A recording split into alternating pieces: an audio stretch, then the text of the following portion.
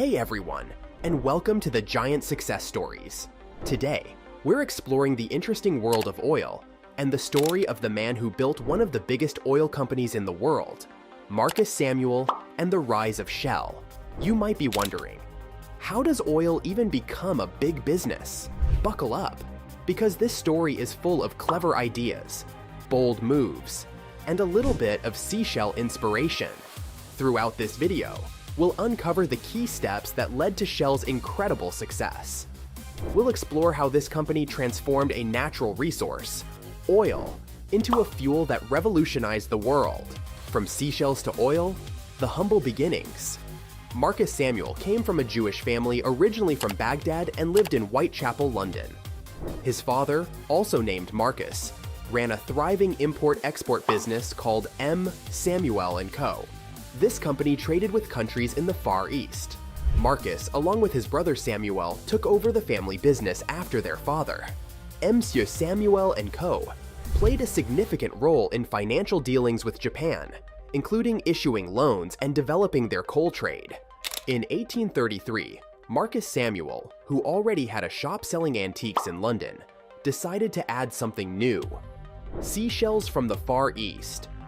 These shells were popular for decorating homes.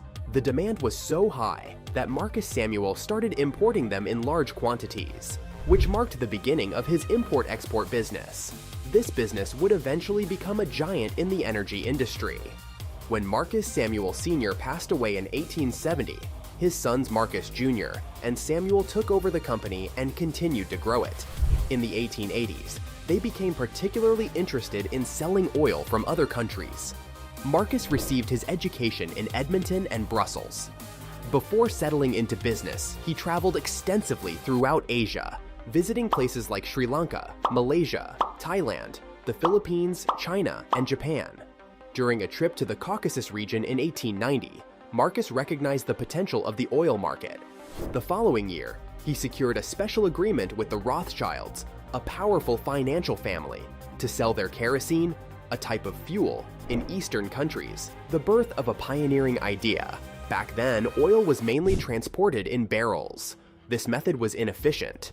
Barrels took up a lot of space on ships, leaked easily, and were expensive. Marcus, with his sharp mind for business, knew there had to be a better way. To solve this problem, the Samuel brothers built a fleet of special ships called steamers. These steamers could carry much more oil because they stored it in large compartments instead of barrels. These specially designed ships could hold massive amounts of oil in bulk, making transportation cheaper and more efficient. It was a revolutionary concept, and Marcus wasn't afraid to take a risk. These tankers were specifically made to be safe enough to pass through the Suez Canal. Shell is born, a company with a unique name. The Samuels brothers made a big change in how oil was shipped around the world. In 1892, their ship, the Murex,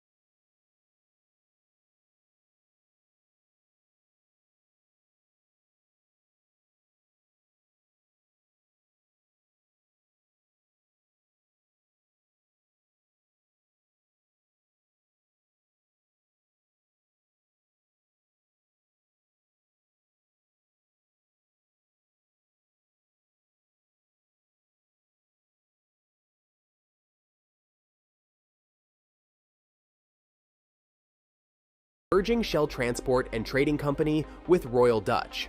This partnership brought together Shell's expertise in transportation and marketing with Royal Dutch's vast oil reserves in Indonesia. This powerful combination solidified Shell's position as a major player in the global oil industry. Royal Dutch decided to work together closely like a single company while keeping their own legal identities. This was done because of national interests in each country. Royal Dutch controlled most of the new partnership, 60%, while Shell had a smaller share, 40%. Through this partnership, two new companies were formed. Batavia Petroleum Maatschappij managed oil production and refineries. An Anglo-Saxon petroleum company took care of transporting and storing oil. Royal Dutch, based in the Netherlands, oversaw production, while the British company, Anglo-Saxon Petroleum Company, handled transport and storage from London. In 1912, the partnership bought oil assets in Russia from the Rothschild family. This increased their oil production in the East Indies, 53%, Russia, 29%, and Romania, 17%. World wars and beyond, adapting to changing times. During this time, there was a rapidly growing market for gasoline, and Shell saw this as a great chance to show how good their fuel was. They sponsored record-breaking races, flights, and expeditions. In World War I, Shell was a major supplier for the British military. They provided most of the fuel for their vehicles and airplanes, as well as a large portion of their explosives. Shell even offered all their ships to help Britain move supplies. Between the two world wars, the oil industry expanded. More and more people were driving cars, which created a big demand for gasoline, petrol. Shell played a big role this time. They provided fuel for the first successful airplane trip across the Atlantic Ocean in 1919 by pilots Alcock and Brown. Shell also made improvements in how oil was drilled from the ground. In 1929, they even started a new company, Shell Chemicals, to find new ways to make useful products from oil. When World War II started, Shell helped the Allied forces. Their office in London focused on supporting the war effort. In the United States, Shell refineries made fuel for airplanes used by the Allies. All of Shell's ships were taken over by the government to be used during the war. Many Shell employees showed great courage by keeping these ships running, including Douglas Bader. Before joining the Royal Air Force in 1939, Bader worked for Shell in their aviation department. The war also pushed Shell to develop new inventions. They made better fuels and chemicals, including special fuel for the Spitfire airplanes. The discovery of the first commercially viable offshore well in the Gulf of Mexico in 1947 led Shell to become a leader in this new frontier, with over 300 such wells drilled within 8 years. New oil reserves were found in Borneo and the Niger.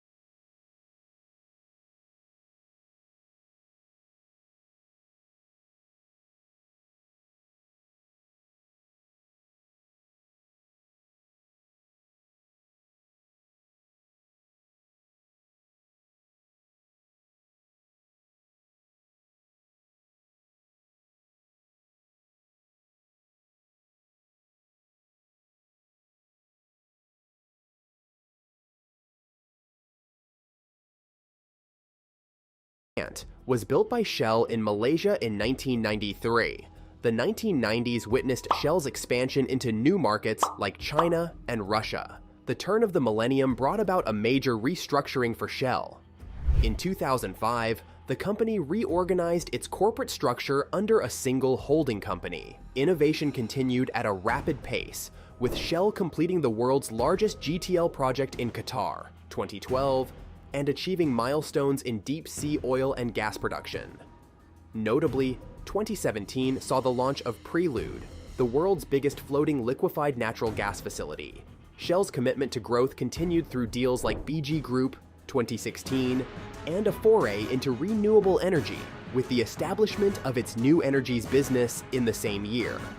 So, that's the story of how Marcus Samuel and Shell rose to prominence. The energy industry is constantly evolving, and it will be interesting to see how Shell continues to adapt and innovate in the years to come. Thanks for joining us on this journey through history. If you enjoyed this video, be sure to like and subscribe for more stories about fascinating businesses and the people who built them.